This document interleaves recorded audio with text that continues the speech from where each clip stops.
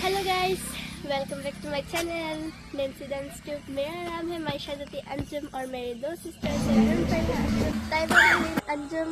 मेरे पापा का नाम है मीरा जरी और मेरी मम्मी का नाम है तस्लीमा बेगम। पापा गवर्नमेंट ऑफिस पे जॉब करते हैं और मेरी मम्मी बिजनेस करती है।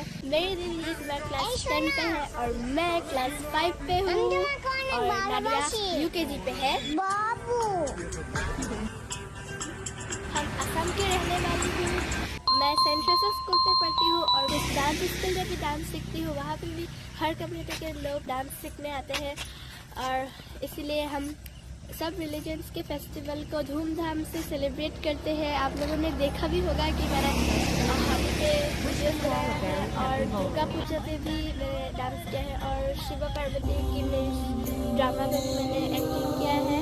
हम मुस्लिम हैं और ईद आ रही है। हम ईद के ब्लॉग और वीडियोस देते रहेंगे। आप लोग हमारे वीडियोस को इक्वली प्यार देते रहिएगा ताकि हमें मोटिवेशन मिलते रहे। आप लोगों के लिए अच्छा वीडियो लाते रहेंगे। आप लोग like share subscribe and comment करते रहिएगा और मैं कमेंट के रिप्लाईज भी देते रहूँगी।